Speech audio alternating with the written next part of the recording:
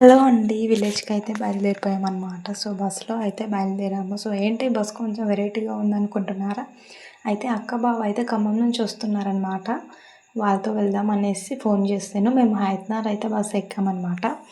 హయత్‌నగర్‌లో ఉప్పల్ నుంచి బస్సు ఎక్కితే హయత్‌నగర్‌లో దిగేసి అక్కడి నుంచి మనకి శంషాబాద్, ఖమ్మం దాకా అయితే ఔటర్ రింగ్ రోడ్ అండి. ఔటర్ రింగ్ రోడ్ దగ్గర ఆటోలో వెళ్ళేసి దిగామనమాట. అక్కడికైతే అక్క, బావ వచ్చారు. ఇక పిల్లలతోని కూర్చొని మేము ఇటు సైడ్ కూర్చున్నాం. అంటే సడన్‌గా ఎక్కేసరికి సీట్లయితే దొరకలేదు. ఇక బస్ దిగేసి మళ్ళీ ఆటో ఎక్కేసి ఔటర్ రింగ్ రోడ్ దగ్గరికి వెళ్ళేసాము.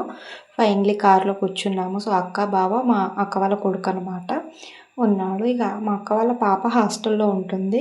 సో, వెళ్తుంటే ఇక వండర్‌లా కనిపించింది. పిల్లలు అరిచేస్తున్నారు. కానీ వీడియో అలా తీశాను. కొంచెం కనిపించింది, కొంచెం కనిపించలేదు. మా బావ డ్రైవింగ్ చేస్తుండు. ఇక సూర్యుడు చూడండి అసలు పొద్దు పొడుస్తుంటే ఇలా వస్తుంది ఇక సూర్యుడు ఎంత బాగా వచ్చిందో.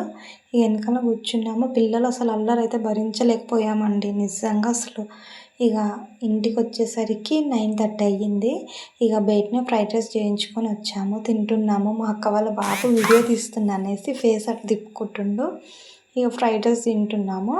ఇక మా బావ వాళ్ళేమో పెరుగు తెచ్చుకుర్రు. అన్నం తినేసి కూర్చుర్రు. మా అత్తయ్య ఏమో అటుది వీడియో అనేసి చెప్తుంది. ఇక పిల్లలతో పాటు సరదాగా ఇలా గడిచిపోయింది ఈరోజు. మా అత్తయ్య అయితే పూల చెట్లు బాగా పెడుతుందండి. అసలు ఈ రోజ్ పూలు చూస్తే కోసేయాలనిపించింది. కానీ చీకట్లో పూలు కొయ్యొద్దు అనేసి తెంపలేదు. మా అక్కకు చెప్పేసి వచ్చాననమాట. మార్నింగ్ తీసుకురా, రేపు పెళ్ళి ఉంది కదా పెట్టుకుందాం అనేసి. అసలు అత్తయ్య ప్రతి చెట్టు పెట్టుకుంటుందండి.